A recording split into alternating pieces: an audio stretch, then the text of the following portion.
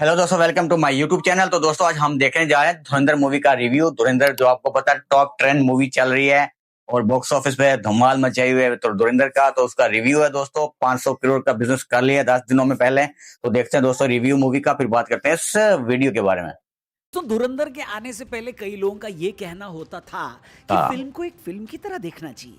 आज उनसे ही एक फिल्म की तरह नहीं देखी जा रही है। बताओ, हिपोक्रेसी की भी सीमा होती है। दोस्तों कभी कभी इतिहास को अपनी दिशा बदलने के लिए एक बड़े रेवोल्यूशन की जरूरत नहीं होती, बस एक सच्ची कहानी की जरूरत होती है। वो कहानी जो आम आदमी के दिल में उतर जाए। धुरंधर वही कहानी बन गई है जिसने दिखा दिया कि कुछ लोगों के डबल स्टैंडर्ड्स को उजागर करने के लिए सिर्फ एक फिल्म काफी है। जो लोग सालों से ये तय करते आए थे कि कौन सी कहानी असली भारत की है और कौन सी सोच प्रोग्रेसिव मानी जाएगी, इस फिल्म ने अपने इंटेलेक्चुअल बबल में बैठे ऐसे ही लोगों को याद दिलाया है कि किसी फिल्म की एक्सेप्टेंस उनके अप्रूवल के बाद नहीं होगी भैया। बात तो सही है। अब जरा याद करिए, जब पीके रिलीज हुई थी उसमें महादेव के उस सीन को लेकर बड़ा बवाल हुआ था। देश के कुछ लोगों ने इस बात को लेकर आपत्ति भी जताई कि फिल्म में हंसाने के तमाम तरीके होते हैं, लेकिन भगवान को बीच में लाकर आखिर क्यों डाला।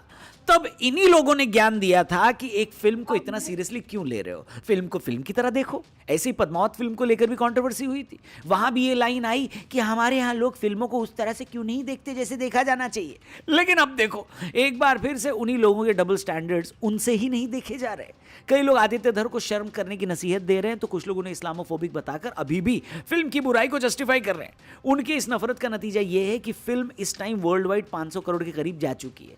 फिल्म को आए अभी 10 दिन ही हुए हैं और ट्रेड एक्सपर्ट्स की माने तो 1000 करोड़ की तरफ ये फिल्म बढ़ रही है। लेकिन टीवी डिबेट्स में इन सो कॉल्ड एलीट लोगों का आज भी लॉजिक ये है कि ये फिल्म लोगों में नफरत भरने का काम कर रही है। क्या बात कर रहे हैं? समझ में ये नहीं आया कि एक फिल्म लोगों में नफरत कैसे भर देगी, जबकि ये फिल्म उस नफरत को स्क्रीन पर उतार रही है जो हमारे पड़ोसी ने हमारे ऊपर दिखाई है, जिसको यही लोग मोहब्बत के पैगाम और सफेद कबूतर उड़ाकर जस्टिफाई करते थे कि दोनों तरफ एक जैसे लोग रहते हैं। बल्कि ये बात सच्चाई से उतनी ही दूर है जितना पाकिस्तान तरक्की से दूर है। धुरंधर मूवी के अलावा इंडियन जासूसों, सीक्रेट सर्विस के मिशंस और भी कई टॉपिक्स पर बात हुई है हमारे लेटेस्ट पॉडकास्ट में लकी बिस्ट के साथ। 25 लाख से ज्यादा लोगों ने इस एपिसोड को देख लिया है। अगर आपने मिस किया तो जल्दी से देखिए, डिस्क्रिप्शन और पिन कमेंट में लिंक दिया है हमारे TRP यानी द रौनक पॉडकास्ट चैनल का। एंजॉय करना। वीडियो में आगे बढ़ते हैं। तो दोस्तों अभी कल इंडियन क्रिकेट टीम ने भी पूरी टीम के साथ लखनऊ के मॉल में धुरंधर देखी। अब लखनऊ में टीम इंडिया द्वारा धुरंधर देखना सिर्फ एक कैजुअल मूवी आउटिंग नहीं था, बल्कि इस फिल्म की मेन स्ट्रीम और नेशनल लेवल पर पहुंच चुकी एक्सेप्टेंस का एक मजबूत साइन है। खिलाड़ियों का फिल्म देखना यह बताता है कि धुरंधर अब क्रिकेट, सिनेमा और पॉपुलर कल्चर तीनों को जोड़ने वाली फिल्म बन चुकी है। खिलाड़ियों ने ट्रेनिंग और टीम मीटिंग से ब्रेक लेकर धुरंधर का शो देखना चुना, जिसे टीम बॉन्डिंग और मेंटल रिफ्रेश के तौर पर प्लान किया गया। सीरीज के बीच ऐसी स्क्रीनिंग आमतौर पर सपोर्ट स्टाफ और टीम मैनेजमेंट की पहल होती है, ताकि खिलाड़ी मैच प्रेशर से थोड़ी दूरी बनाकर रिचार्ज हो सके।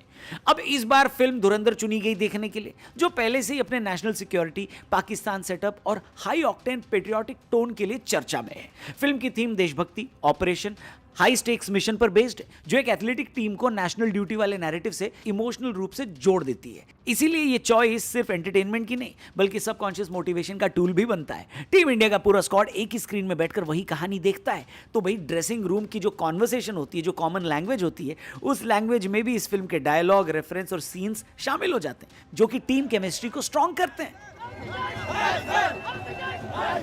अब इंडियन टीम की इस फिल्म को देखने के बाद से उन सभी लोगों को डबल झटका लगा होगा जो ये नहीं चाहते कि धुरंधर अपनी सक्सेस रन को बनाए चले। वैसे ऑलरेडी ब्लॉकबस्टर बन चुकी है, लेकिन दुश्मन के जख्मों पर नमक छिड़ककर मजा लेने का जो मजा है, अब ये फिल्म वही कर रही है। क्रिकेट जैसी नेशनल इंस्टीट्यूशन का खुला विजुअल सपोर्ट ये मैसेज मजबूत करता है कि देशभक्ति सेंटर्ड जियोपॉलिटिकल थ्रिलर भी आज की यंग जनरेशन की पहली एंटरटेनमेंट चॉइस हो सकती है। बाकी दोस्तों, भारत की सॉफ्ट पावर को लेकर चल रही बहस में धुरंधर ने भी ये दिखा दिया है कि कहानी, सिनेमा और इमोशनल नैरेटिव आज भारत की सबसे बड़ी ताकतों में से एक बन सकते हैं। ये सिर्फ एक बॉक्स ऑफिस हिट नहीं, बल्कि भारत के पॉलिटिकल कल्चरल कॉन्फिडेंस का एक विजुअल सप्लीमेंट बनकर सामने आई है। सॉफ्ट पावर की क्लासिकल डेफिनेशन के मुताबिक किसी देश का वो कल्चर, पहचान और पॉलिसीज जिसे हथियारों या पैसे के बल पर नहीं, बल्कि इमोशनल और कल्चरल लेवल पर दुनिया एक्सेप्ट करे। बिना किसी प्रेशर या लालच के लोग किसी दूसरे देश के आर्ट और कल्चर को जब एक्सेप्ट करना शुरू कर दें, उसी चीज को उस देश की सॉफ्ट पावर कहा जाता है। जापान के एनिमे और कोरिया के ड्रामा उसका एक एग्जाम्पल है। भारत के लिए धुरंधर जैसी फिल्में जब नेशनल सिक्योरिटी, टेररिज्म, पाकिस्तान और इंडियन एजेंसीज की भूमिका को सिनेमैटिक लैंग्वेज में पेश करती है, तो वो देश की ग्लोबल इमेज को दुनिया के सामने कूल, स्टाइलिश और इमोशनल पैकेज में प्रेजेंट करती है। फिल्म के इर्द गिर्द चल रही जो डिबेट है, जिन पर लोगों का विरोध देखा जा रहा है, वो खुद इस बात का सबूत है कि भारत की कल्चरल कहानी कहानियां अब डोमेस्टिक लिमिट से बाहर जाकर इंटरनेशनल डिस्कशंस का हिस्सा बन रही हैं। यही वो पॉइंट है जहां सिनेमा महज एंटरटेनमेंट नहीं बल्कि सॉफ्ट पावर का टूल बन जाता है। रिपोर्ट्स की माने तो धुरंधर को खाड़ी के 6 देशों में एंटी पाकिस्तान कंटेंट के आरोप में बैन कर दिया गया है, जबकि भारत के अंदर इसे लेकर तीखी बहस चल रही है जो कि आइडियोलॉजिकल और पॉलिटिकल तूफान खड़ा कर चुकी है। बाहरी सेंसरशिप और इंटरनल पोलराइज्ड डिस्कशन इस बात को हाईलाइट करती है कि भारत की एक फिल्म पड़ोसी देशों की इमेज, रीजनल पॉलिटिक्स और पॉप कल्चर में इंटरफेयर करने लायक इंपैक्ट पैदा कर रही है। जोसेफ नाय जैसे स्कॉलर मानते हैं कि जब किसी देश की संस्कृति या नैरेटिव पर बाकी देशों का ऐसा तीखा रिएक्शन आता है तो यह उसकी सॉफ्ट पावर की रियल टाइम टेस्टिंग होती है, यानी आपका कंटेंट दूसरों की कलेक्टिव सोच को चुनौती दे रहा है। धुरंधर ने भी वही किया। भारत पाक संघर्ष हो, 26/11 जासूसी और बदले की पॉलिटिकल साइकोलॉजी को इस तरह पैकेज किया कि न चाहते हुए भी लोगों को इस फिल्म पर रिएक्शन देना पड़ रहा है कि नहीं। अब जरा बात करते हैं दुनिया ने अपने सॉफ्ट पावर से क्या क्या किया है। अमेरिका की बात करें तो उसने हॉलीवुड, पॉप म्यूजिक और वेस्टर्न लाइफस्टाइल के जरिए सालों तक दुनिया की सोच पर अपनी पकड़ बनाई है, अभी भी बना रहते हैं। बहुतों के लिए अमेरिकन ड्रीम खुद एक सॉफ्ट पावर ब्रांड बन गया है। जापान ने एनिमे, गेमिंग, टेक्नोलॉजी और जेन कल्चर के माध्यम से कूल जापान की इमेज बनाई, जबकि कोरिया ने के पॉप, के ड्रामा और ब्यूटी इंडस्ट्री के जरिए हैल्यू वेव को ग्लोबल फिनोमेना में बदल दिया। इसी तरह चीन भी अपने हिस्टोरिकल ड्रामा से अपना नैरेटिव स्थापित करने की कोशिश कर रहा है। भले ही पॉलिटिकल ट्रस्ट में कमी की वजह से चीन का सॉफ्ट पावर उतना इंपैक्टफुल नहीं रह जाता, फिर भी चीन ने सॉफ्ट पावर की ताकत को समझा तो है। तो दोस्तों, इन सभी एग्जांपल्स में पैटर्न एक ही है। फिल्में, सीरीज, म्यूजिक, लैंग्वेज और फेस्टिवल के जरिए अपनी कहानी और अपने नैरेटिव को दुनिया के दिमाग में बिठा देना। अब सवाल यह है कि भारत अभी क्या कर रहा है। भारत की सॉफ्ट पावर की ट्रेडिशनल पहचान अभी भी योग, आध्यात्म, अहिंसा, गांधी, माल का रिव्यू शास्त्रीय दिया संगीत दोस्तों आज जैसी चीजों उन्होंने। पर। ये सभी पहले से ही ग्लोबल लेवल पर रिस्पेक्टेड है और योग को आज दुनिया भर में लगभग 30 करोड़ लोग नियमित रूप से अपनाते हैं। लेकिन हाल ही के वर्षों में Bollywood, regional cinema, Indian food, हमारे त्योहार जैसे होली और दिवाली और बड़े एनआरआईज की पॉपुलेशन ने भारत की इमेज को रीजनल स्पिरिचुअल देश की आइडेंटिटी से आगे बढ़ाकर डायनेमिक, टेक सेवी और इमोशन ड्रिवन डेमोक्रेसी के रूप में पेश किया है। धुरंधर इस ट्रेंड में एक नया एंगल जोड़ती है। यह भारत को सिर्फ गानों और रोमांस के जरिए नहीं बल्कि एक स्ट्रैटेजिक, अपने इंटरेस्ट के प्रति जागरूक और आतंकवाद के खिलाफ आक्रामक देश के रूप में भी फ्रेम करती है। यह फ्रेमिंग ग्लोबल ऑडियंस और डायस्पोरा के बीच रेजोनेंस पैदा कर रही है। जब ऐसी फिल्में बड़े स्केल पर देखी जाती हैं तो डिबेट होती है, ये बैन होती हैं या पॉलिटिकल कंट्रोवर्सीज में फंसती हैं। और जब ये सब कुछ होता है तो यही फिल्में भारत की सॉफ्ट पावर को प्रेजेंटेबल और कॉन्टेस्टेड दोनों बनाती हैं, जो इंडियन सॉफ्ट पावर के इंपैक्ट का अगला लेवल है। तो दोस्तों, जब इंडिया सेंट्रिक कहानियां हमारी नजर से दिखेंगी, जैसे कि 26/11, पाकिस्तान, आतंकवाद और सीक्रेट मिशन को हमारी नजर से जब ये फिल्में दिखाएंगी, तो वो इंटरनेशनल मीडिया की एक तरफा फ्रेम से अलग एक ऑप्शनल इंडियन नैरेटिव सामने रखेंगी। इससे लॉन्ग टर्म में विदेशों की पब्लिक और पॉलिसी सर्कल में इंडिया के प्रति सिंपैथी और समझ गहरी हो सकती है। चलते चलते दोस्तों, धुरंधर के खिलाफ बोलने वाले लोगों का एक लॉजिक ये भी है कि ये एक एंटी मुस्लिम फिल्म है। अब ये इतना लेम और बिलो स्टैंडर्ड लॉजिक है कि इस पर क्या ही बोले। सबसे पहले तो ये film already 550 crore world wide कर चुकी है, कमा चुकी है, ऐसी रिपोर्ट्स बता रही हैं। जाहिर सी बात है, इतने पैसे सिर्फ एक कम्युनिटी के पैसे से तो आए नहीं होंगे। सभी ने इस फिल्म को देखा होगा और ये पैसे जमा करने में मदद की होगी। ऐसे में इतने पैसे का कलेक्शन ही ऐसे लोगों के लॉजिक की बैंड बजा देता है। फिर भी फॉर सेक ऑफ आर्ग्यूमेंट मैं अगर उनकी बातों पर अपनी राय रखूं तो भाई साहब, हर आतंक विरोधी फिल्म इस्लाम विरोधी कैसे हो जाती है बताइए। यानी आप खुद इस बात को बता रहे हैं कि आतंक के खिलाफ कुछ भी बनाओगे तो देश के मुसलमान नाराज हो जाएंगे। Come on. दरअसल ऐसे लोगों का एक ही इलाज है, आप इनको इनके हाल पे छोड़ दो।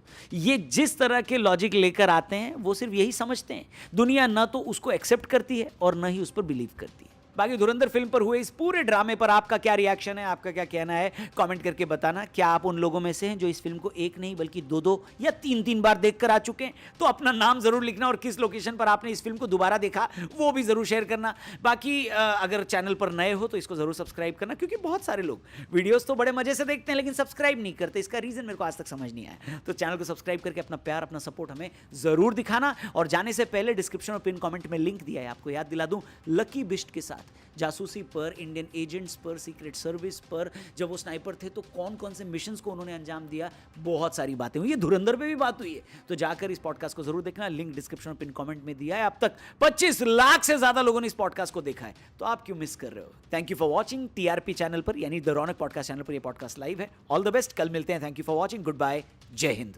जी दोस्तों, जैसा कि आप लोगों ने देखा, धुरंधर मूवी का रिव्यू था जो आज रौनक ने दिया।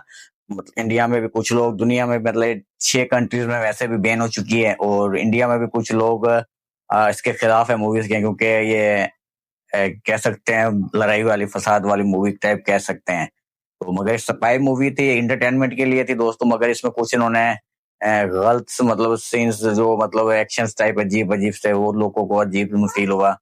तो और धुरंधर है आउट क्लास की जा रही है अक्षय खन्ना की, सिर्फ इस मूवी को देखने का एक मकसद सिर्फ अक्षय खन्ना की एंट्री बस, और दोस्तों कुछ भी नहीं है। आपको मुझसे बताएं कि आप क्या कहते हैं, ये मूवी को बैन होना चाहिए या क्या? उनका जो आज उन्होंने कह रहे हैं 2 दफा देख ली है, किसी ने 3 दफा देख ली है। और ये टॉप की तो मूवी है, स्पाई मूवीज वैसे पहले भी बनाता है। तो यशराज की थी स्पाई मूवीज, अभी ये धुरंधर बरादी दार ने बनाई, आउट क्लास की थी। तो उरी भी की थी, वो भी अच्छी मूवी थी। तो अभी ये भी धुरंधर भी सर्जिकल स्ट्राइक टाइप बनाई हुई है, तो अच्छी मूवी है। जो इसमें एक्टिंग है दोस्तों कमाल की, संजय दत्त की, अर्जुन रामपाल और अक्षय खन्ना, आउट क्लास की मूवीज दोस्तों, मतलब इनकी सबकी एक्टिंग रही है और अच्छी मूवी दी इन्होंने। तो कमेंट सेक्शन में लाजमी बताएं दोस्तों कि आपको कैसी लगी धुरंधर मूवी का ये वीडियो रिव्यू वाला, और क्या कहते हैं आप इस वीडियो के बारे में। तो जो भी नए दोस्त हैं उनसे रिक्वेस्ट, चैनल को सब्सक्राइब, वीडियो को लाइक शेयर कमेंट्स भी लाजमी कर दें। दोस्तों अपना ख्याल रखें, मिलते हैं नेक्स्ट टाइम, बाय दोस्तों।